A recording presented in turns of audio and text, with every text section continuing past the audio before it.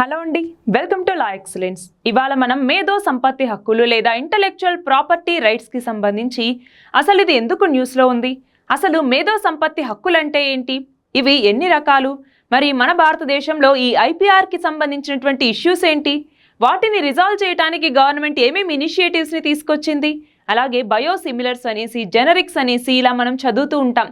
ఇవి ఏంటి, వీటి మధ్య ఉన్నటువంటి తేడాలేంటి, ఇవన్నీ కూడా ఈ వీడియోలో చూద్దాం. మనకి సైన్స్ అండ్ టెక్నాలజీలో ఒక సపరేట్ చాప్టర్ అనేది ఉంది, ఇంటలెక్చువల్ ప్రాపర్టీ రైట్స్ అనేసి. సో ఇది ఎగ్జామ్ పాయింట్ ఆఫ్ వ్యూలో చాలా చాలా ఇంపార్టెంట్ టాపిక్. అయితే చూడండి, అసలు ఏ కంటెక్స్లో దీని గురించి చదువుకుంటూ ఉన్నామన్నప్పుడు రెండు విషయాలకి సంబంధించి ఇవాళ మనం ఐపీఆర్ గురించి డిస్కస్ చేసుకుంటున్నాం. అది ఏంటి అంటే, ఒకటి యూరోపియన్ పేటెంట్ ఆఫీస్ అన్నటువంటిది మోడర్నా యొక్క ఎంఆర్ఎన్ఏ వ్యాక్సిన్ని ఇన్వాలిడేట్ చేయటం జరిగింది. ఇది ఒకటి గుర్తుపెట్టుకోవాలి. రెండవది ఏంటి అంటే, మన ఇండియన్ పేటెంట్ ఆఫీస్ అన్నటువంటిది ఈ సంవత్సరంలోనే నవంబర్ 15వ తేదీ వరకు చూసుకుంటే 40,000కు పైగా పేటెంట్స్ని అప్రూవ్ చేయటం జరిగింది. సో ఈ రెండు విషయాల వల్ల ఐపీఆర్ అన్నటువంటిది ఇప్పుడు న్యూస్లో ఉంది.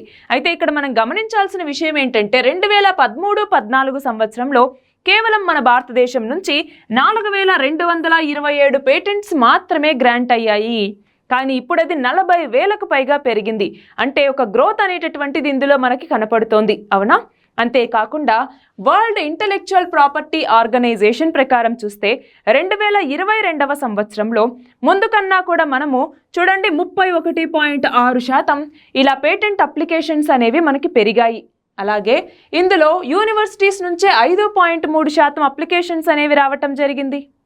ఇంకొకటి గమనించాల్సిన విషయం, ఇండియన్ పేటెంట్ అప్లికేషన్స్ గత 11 సంవత్సరాల్లో పెరుగుతూనే ఉన్నాయి.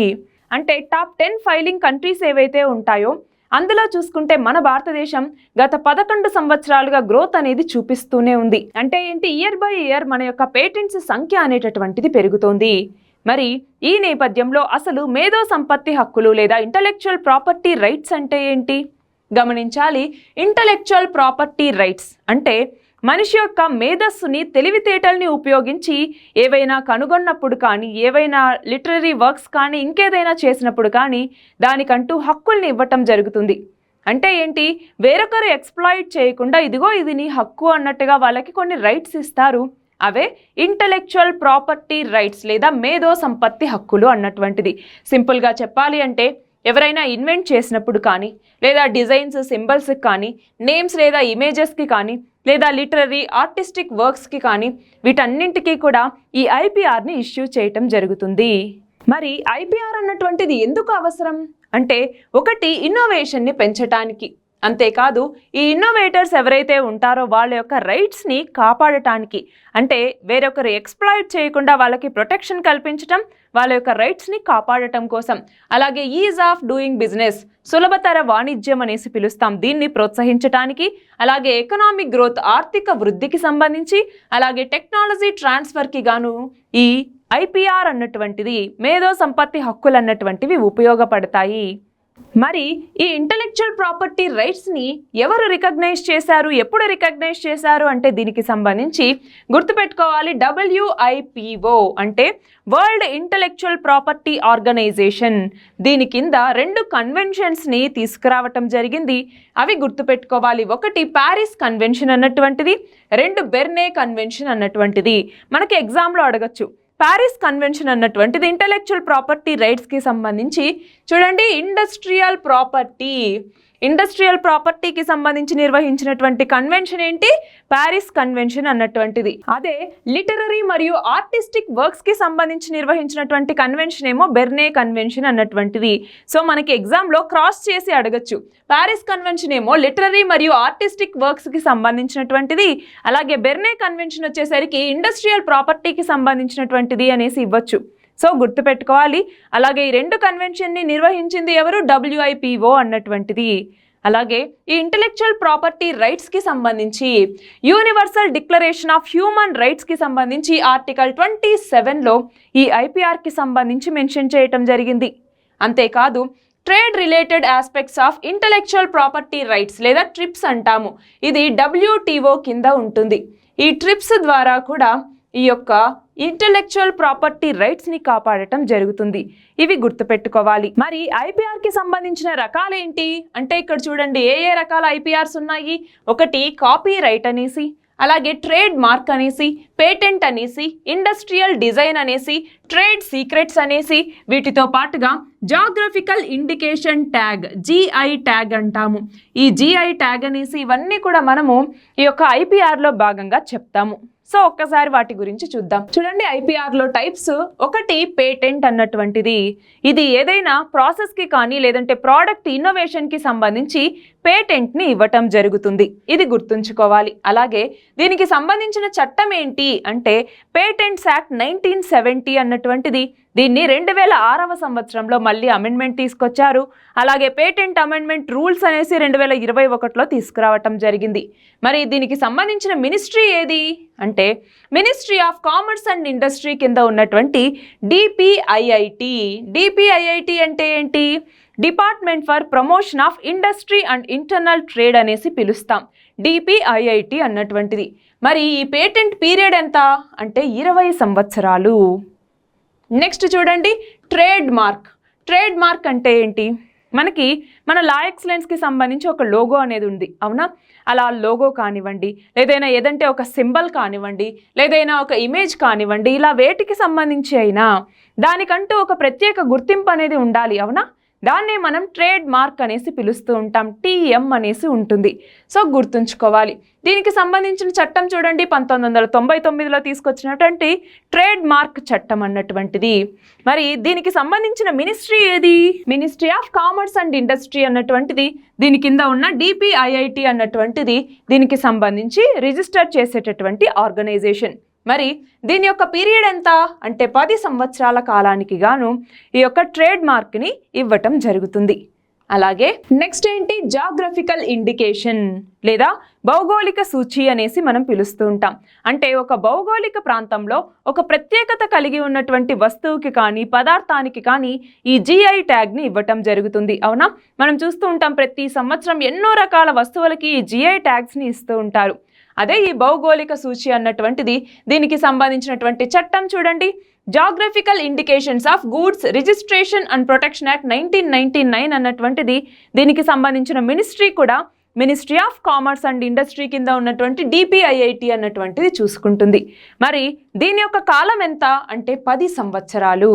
ఇది కూడా ఈ సేమ్ జిఐకి కూడా 10 సంవత్సరాలు ఉంటుంది. ఒకవేళ 10 సంవత్సరాల తర్వాత కూడా ఆ పదార్థానికి కానివ్వండి లేదంటే ఆ ప్లేస్కి కానివ్వండి ఆ పర్టికులర్ ప్రత్యేకత అనేది అలానే ఉంది అంటే దీని తర్వాత మళ్ళీ కొనసాగిస్తారు. సో నెక్స్ట్ వచ్చేసరికి కాపీ రైట్ అన్నటువంటిది మనం చూస్తూ ఉంటాము.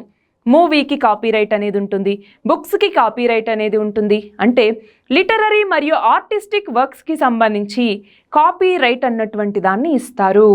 మరి దీనికి సంబంధించి 1957లో కాపీ రైట్స్ చట్టం అనేది తీసుకురావటం జరిగింది. దాన్ని 2012లో దానికి అమెండ్మెంట్ కూడా చేశారు.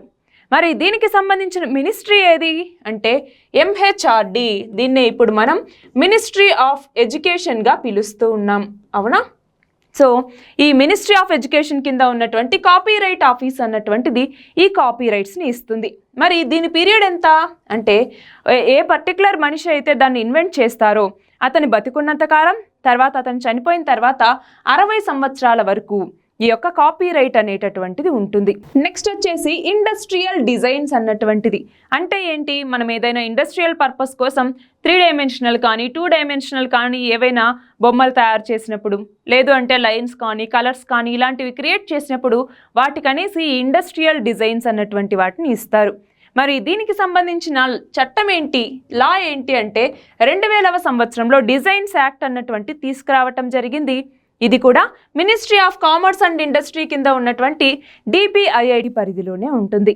మరి దీని యొక్క పీరియడ్ ఎంత అంటే స్టార్టింగ్లో 10 సంవత్సరాల కాలానికి గాను దీన్ని జారీ చేయటం జరుగుతుంది. దాని తర్వాత మళ్ళీ ఇంకొక 5 సంవత్సరాలకి దీన్ని ఎక్స్టెండ్ చేసుకోవచ్చు. అంటే రెన్యువల్ చేసుకున్న తర్వాత దీన్ని ఇంకొక 5 సంవత్సరాల పాటు పొడిగించేటటువంటి అవకాశం అనేది ఉంటుంది. నెక్స్ట్ వచ్చేసి ప్లాంట్ వెరైటీ ప్రొటెక్షన్. అంటే ఏంటి? మొక్కలకి సంబంధించి కొత్త కొత్త వెరైటీస్ని తీసుకురావాలి అన్నట్టుగా ఈ క్రాస్ బ్రీడర్స్ ఎవరైతే ఉంటారో వాళ్ళకి, ఫార్మర్స్కి వీళ్ళకి ఈ యొక్క ప్లాంట్ వెరైటీ ప్రొటెక్షన్ అన్నటువంటి దాన్ని ఇవ్వటం జరుగుతుంది. మరి దీనికి సంబంధించి చట్టం ఏంటి? Protection of plant varieties and farmers rights act 2001 అన్నటువంటిది. మరి దీనికి సంబంధించిన మినిస్ట్రీ ఏది అంటే department of agriculture and cooperation. ఇది మినిస్ట్రీ ఆఫ్ అగ్రికల్చర్ కింద ఉంటుంది. అలాగే పీరియడ్కి సంబంధించి చూడండి, నార్మల్గా కొన్ని ఫీల్డ్ క్రాప్స్కి అయితే ఇది 15 సంవత్సరాలకు గాను ఇవ్వటం జరుగుతుంది. అలా కాకుండా ట్రీస్, అలాగే వైన్స్ అంటే ఏంటి? తీగ జాతి మొక్కలు అంటాం కదా, ఫర్ ఎగ్జాంపుల్ ద్రాక్ష మొక్క, ఇలాంటివన్నీ వైన్స్ కిందికి చెప్తాం. అలాగా ట్రీస్ మరియు వైన్స్కి అయితే గనక 18 సంవత్సరాలు ఉంటుంది. అలా కాకుండా కొన్ని నోటిఫైడ్ వెరైటీస్ అనేవి ఉంటాయన్నమాట దీనికి సంబంధించి. వాటికేమో 15 సంవత్సరాల కాలానికి గాను ఈ యొక్క ఐపీఆర్ని ఇవ్వటం జరుగుతుంది. మరి ట్రేడ్ సీక్రెట్స్ అంటాం. ఫర్ ఎగ్జాంపుల్ కోకోకోలా, పెప్సీ, ఇవన్నీ వాటిలో ఒక సీక్రెట్ ఇంగ్రీడియంట్ని కలుపుతాయి. అవి మనకి అక్కడ లేబుల్లో ఇంగ్రీడియంట్స్ రాస్తారు కదా, అందులో మెన్షన్ చేయరు. సీక్రెట్గా దీనికంటూ ఒక ప్రత్యేకత అనేది ఉంటుంది అన్నట్టుగా ట్రేడ్ సీక్రెట్ని కొన్ని కంపెనీలు మెయింటైన్ చేస్తూ ఉంటాయి. దాన్నే ట్రేడ్ సీక్రెట్స్. ఇది కూడా ఐపీఆర్ కిందికి చెప్తాము, కానీ దీనికంటూ ఎలాంటి చట్టము లేదు, గుర్తుంచుకోవాలి. నెక్స్ట్ చూడండి, ఒక్కసారి వీటన్నింటికి సంబంధించి మీనింగ్ ఏంటి, దీనికి సంబంధించినటువంటి చట్టం ఏంటి, మ్యాక్సిమం ఎన్ని ఇయర్స్ ఇది ఉంటుంది, అలాగే ఇది ట్రాన్స్ఫరబులా, అలాగే దీన్ని మళ్ళీ రెన్యూ చేసుకోవచ్చా, వీటికి సంబంధించి మనం తెలుసుకోవాలి.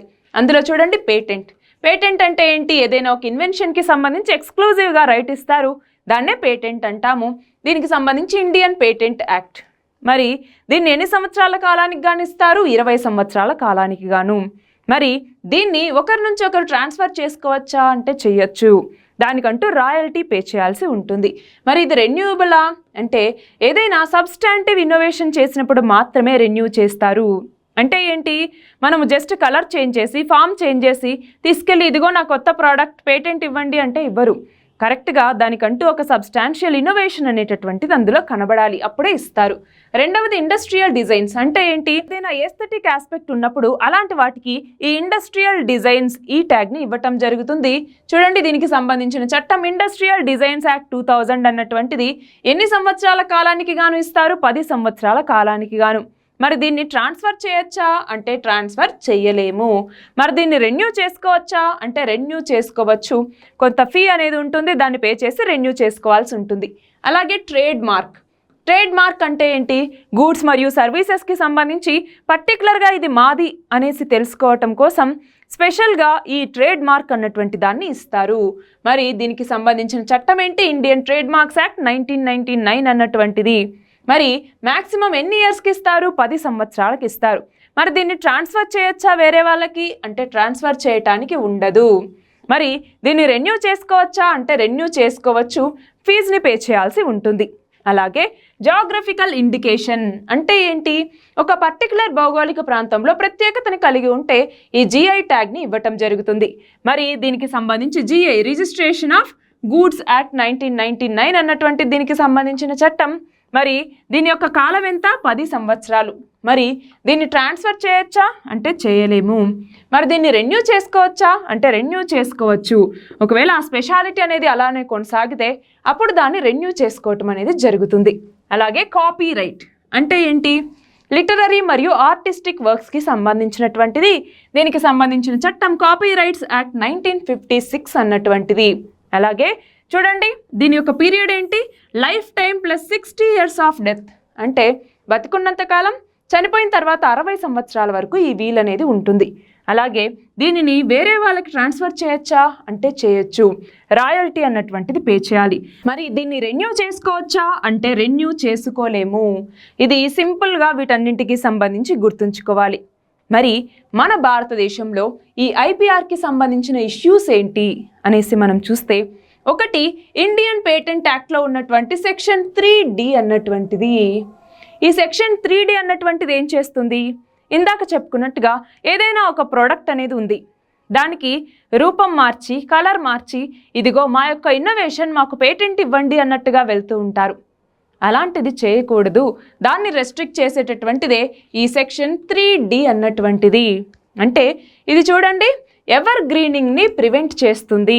అంటే ఒక సంస్థ ఆల్రెడీ ఒక సోప్ని తయారు చేసింది, దాన్ని షేప్ మార్చి, కలర్ మార్చి ఇంకొంచెం ఫీచర్స్ మార్చి ఇదిగో మాకు మళ్ళీ ఇవ్వండి అన్నట్టుగా అంటే అది ఎవర్ గ్రీనింగ్ అయిపోతుంది. సో అలాంటి దాన్ని ప్రివెంట్ చేయటమే లక్ష్యం ఈ యొక్క సెక్షన్ 3D అన్నటువంటిది. అలాగే కంపల్సరీ లైసెన్సింగ్ అన్నటువంటిది అంటే ఏంటి, ఏవైనా నేషనల్ ఎమర్జెన్సీస్ ఉన్నప్పుడు కానీ లేదంటే కంపల్సరీగా ఈ పరిస్థితుల్లో దీనికంటూ ఈ పేటెంట్స్ అనేవి ఉండకూడదు అన్నటువంటి సిచ్యువేషన్స్లో కంపల్సరీ లైసెన్సింగ్ అనేది ఇవ్వాలి అంటారు. అంటే ఏంటి, మిగతా కంపెనీస్కి కూడా ఆ సమాచారం అనేది ఇవ్వాలి, అవి కూడా వాటిని ప్రొడ్యూస్ చేసే రైట్ అనేది ఉంటుంది. మనకి ఎస్పెషల్గా కోవిడ్-19 టైంలో మన ప్రధాని Narendra Modi one earth one health అన్నటువంటి కాన్సెప్ట్లో భాగంగా WTOని అడగటం జరిగింది. ఈ ట్రిప్స్కి సంబంధించి ఈ యొక్క కంపల్సరీ లైసెన్సింగ్ ఏదైతే ఉందో అది ఇవ్వండి, అన్ని దేశాలు కూడా వ్యాక్సిన్స్ని ప్రొడ్యూస్ చేసే అవకాశాన్ని ఇవ్వండి అన్నట్టుగా అడగటం జరిగింది. సో ఆ నేపథ్యంలో దీన్ని గుర్తుంచుకోవాలి. అలాగే 301 రిపోర్ట్ అన్నటువంటిది మనం చూస్తే యునైటెడ్ స్టేట్స్కి సంబంధించిన ట్రేడ్ రిప్రజెంటేటివ్ USTR అన్నటువంటిది ప్రియారిటీ వాచ్ లిస్ట్లో మన భారతదేశాన్ని ఉంచింది.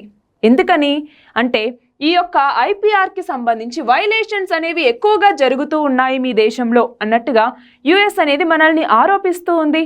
ఆ నేపథ్యంలో చూడాలి, ఈ స్పెషల్ 301 రిపోర్ట్ ఏదైతే ఉందో ఇది ఇయర్లీ రిపోర్ట్ అన్నమాట. ఏ దేశంలో ఎన్ని పేటెంట్స్ అనేవి వస్తూ ఉన్నాయి, ఏ దేశాల రోల్ అనేది ఎలా ఉంది, ఇవన్నిటికి సంబంధించిన వివరాలు ఇందులో ఉంటాయి, గుర్తుంచుకోవాలి. అలాగే డేటా ఎక్స్క్లూజివిటీ అంటే ఏంటి, ఏదైనా ఒక సంస్థ ఒక మందుని తయారు చేస్తోంది, అది క్లినికల్ స్టేజ్లో ఉందనుకోండి, దాని డేటా అనేది ఆల్రెడీ ఆ పర్టికులర్ అంటే ఆ నియంత్రణ సంస్థ దగ్గర ఉంటుంది, అవునా? సో అలాంటి నియంత్రణ సంస్థ అన్నటువంటిది ఒక పర్టికులర్ టైం పీరియడ్ వరకు జెనరిక్ మందులు తయారు చేసేటటువంటి సంస్థలకి ఆ డేటాని ఇవ్వటానికి వీల్లేదు. దాన్నే డేటా ఎక్స్క్లూజివిటీ అనేసి మనం పిలుస్తాము. అలాగే కాపీ రైట్స్ చట్టం అనేటటువంటిది సరిగ్గా మన దగ్గర అమలు అవ్వట్లేదు అన్నటువంటిది కూడా మనకి సంబంధించిన ఒక ఇష్యూ. మరి మన దేశంలో ఈ IPRస్ని ప్రమోట్ చేయడానికి తీసుకొచ్చినటువంటి ఇనిషియేటివ్స్ ఏంటి అంటే, ఒకటి నేషనల్ IPR పాలసీ 2016 అన్నటువంటిది కావచ్చు.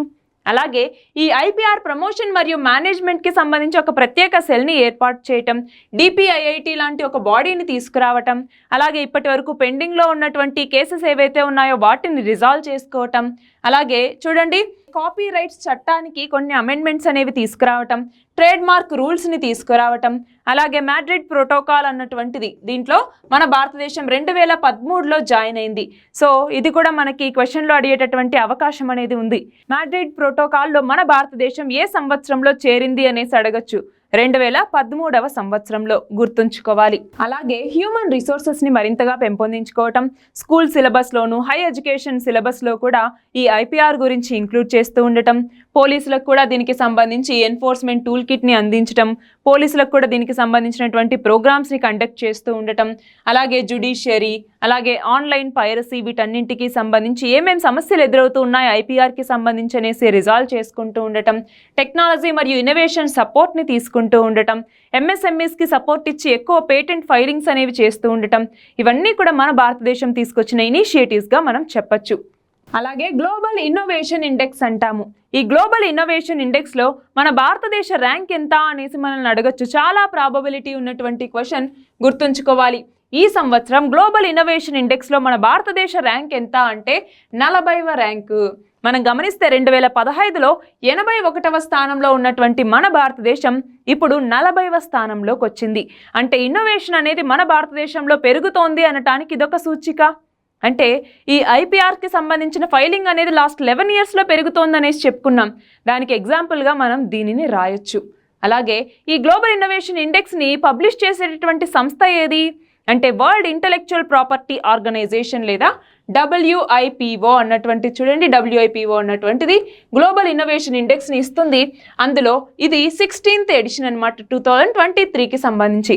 ఇందులో మన భారతదేశ ర్యాంక్ ఎంత, 40వ ర్యాంకు, గుర్తుంచుకోవాలి. అలాగే బయోసిమిలర్స్ అన్నాం. బయోసిమిలర్స్ అంటే ఏంటి, అలాగే జెనరిక్స్ అనేసి మనకి ఇంకొక టాపిక్ ఉంది. సో జెనరిక్స్, ఈ రెండింటికి సంబంధించి చాలా వరకు కంపారిజన్ అనేది వస్తూ ఉంటుంది. సో ఈ నేపథ్యంలో అసలు బయోసిమిలర్స్ అంటే ఏంటి అంటే, ఇవి రెండూ కూడా గుర్తుంచుకోవాలి. బయోసిమిలర్స్ కానివ్వండి, జెనరిక్స్ కానివ్వండి, ఈ రెండు కూడా పేటెంట్ పూర్తయిన తర్వాత ప్రొడ్యూస్ చేసేవే. కానీ ఇందులోకి వచ్చేసరికి బయోలాజిక్ మెడికల్ ప్రోడక్ట్, ఇందులో బయోలాజిక్ ప్రోడక్ట్స్లో చేంజెస్ అనేవి తీసుకొస్తారు. అంటే కంప్లీట్గా వేరే కెమికల్ కంపోజిషన్ అనేటటువంటిది ఇందులో ఉంటుంది, వేరే కంపెనీ వీటిని ప్రొడ్యూస్ చేస్తుంది. అదే జెనరిక్స్ అంటాము, జెనరిక్ మెడిసిన్స్ అనేసి. ఈ జెనరిక్ మెడిసిన్స్ అంటే ఏంటి? ఇది కూడా పేటెంట్ అయిపోయిన తర్వాత ప్రొడ్యూస్ చేసేదే. కానీ ఇందులో కెమికల్ కంపోజిషన్ అన్నటువంటిది యాక్టివ్ ఫార్మాసిటికల్ ఇంగ్రీడియంట్స్ అంటాం, ఏపీఐ అనేసి. ఈ ఏపీఐ అన్నటువంటిది ఆల్రెడీ ముందున్నటువంటి ఒరిజినల్ ప్రోడక్ట్లో ఉన్నటువంటి ఏపీఐ దీంట్లో కూడా ఉంటుంది. అది కాకుండా పక్కన కొంచెం చిన్న చిన్న పదార్థాలు అనేవి కలుపుతారు, అందులో చేంజ్ అనేటటువంటిది ఇందులో ఉంటుంది. అది ఒకటి గుర్తుపెట్టుకోవాలి. అండ్ ఇంకొకటి ఏంటంటే సేమ్ కంపెనీ నేమ్తో జెనరిక్ ఔషధాలు అనేవి ఉత్పత్తి అవుతాయి. కానీ బయోసిమిలర్స్ అలా కావు, వేరే కంపెనీ నేమ్తో అవి ప్రొడ్యూస్ అవుతాయి. ఇది ఇందులో ఉన్నటువంటి మేజర్ డిఫరెన్స్. అయితే ఇక్కడ గుర్తుపెట్టుకోవాలి, జెనరిక్ ఔషధాలకి సంబంధించి పిఎంబీజేపీ, ప్రధానమంత్రి భారతీయ జన ఔషధి పరియోజన అన్నటువంటి స్కీమ్ ఒకటి మనకి గుర్తుండాలి, చాలా చాలా ఇంపార్టెంట్. దీని కింద జన ఔషధి కేంద్రాస్ అని కూడా మన భారత ప్రభుత్వం ఏర్పాటు చేయటం జరిగింది. దాని ద్వారా ఎన్నో రకాల మందులను అందిస్తోంది. అయితే ఇక్కడ మన భారతదేశం జెనరిక్ మందులను ఎందుకు ప్రమోట్ చేస్తోంది అంటే, మన దేశంలో చాలామంది అవుట్ ఆఫ్ పాకెట్ ఎక్స్పెండిచర్ పెట్టడం వల్ల. అంటే ఏంటి, మనకి హాస్పిటల్కి వెళ్ళి, ప్రైవేట్ హాస్పిటల్కి వెళ్ళి అక్కడ ఖర్చు చేయటం వల్ల ఏమవుతుంది అంటే, చాలామంది అబోవ్ పావర్టీ లైన్లో ఉన్నటువంటి వాళ్ళు బిలో పావర్టీ లైన్కి పడిపోతూ ఉన్నారు. ఆ నేపథ్యంలో గవర్నమెంట్ క్వాలిటీ మరియు క్వాంటిటీ ఇవి రెండు సరిగ్గా ఉండేలాగా, క్వాలిటీ బాగుండాలి, ఎఫిషియన్సీ బాగుండాలి, ఆ రెండింటితో జెనరిక్ డ్రగ్స్ అనేవి మనకు ఆల్రెడీ అందుబాటులో ఉన్నాయి. ఇవి తక్కువ ధరకే మనకి లభిస్తాయి. ఎందుకని? ఒరిజినల్ ప్రోడక్ట్కి అయితే పేటెంట్ అనేది ఉంటుంది, రాయల్టీ అనేది పే చేస్తూ ఉంటారు కొంతమంది. సో దానివల్ల ఎక్కువ మనీ అనేది ఖర్చు అవుతుంది. కానీ అదంతా అయిపోయిన తర్వాత ప్రొడ్యూస్ చేసేది కాబట్టి ఈ యొక్క జెనరిక్ ఔషధం అన్నటువంటిది దీని యొక్క కాస్ట్ నార్మల్ మెడిసిన్తో పోలిస్తే 70 నుంచి 80% తగ్గుదల అనేటటువంటిది ఇందులో ఉంటుంది. కాబట్టి జెనరిక్ ఔషధాలని కంపల్సరీగా ఇప్పుడు డాక్టర్లు ప్రిస్క్రైబ్ చేయాలి అన్నటువంటి ఒక రూల్ని కూడా తీసుకురావటం జరిగింది. సో ఈ నేపథ్యంలో మనము ఇప్పుడు ఏమేం చదువుకున్నాము? ఒకటి, ఐపీఆర్ అన్నటువంటిది మేధో సంపత్తి హక్కులు అంటే ఏంటి, ఎందుకు ఇది న్యూస్లో ఉంది, దీంట్లో ఉన్నటువంటి రకాలేంటి, మన భారతదేశంలో ఐపీఆర్కి సంబంధించినటువంటి ఇష్యూస్ ఏంటి, దాన్ని ఎదుర్కోవటానికి మన భారతదేశం తీసుకున్నటువంటి ఇనిషియేటివ్స్ ఏంటి, అలాగే బయోసిమిలర్స్ మరియు జెనరిక్స్ అంటే ఏంటి, వీటి మధ్య తేడాలు ఏంటి అన్నట్టుగా ఈ వీడియోలో చూసాం. All the very best and thank you very much.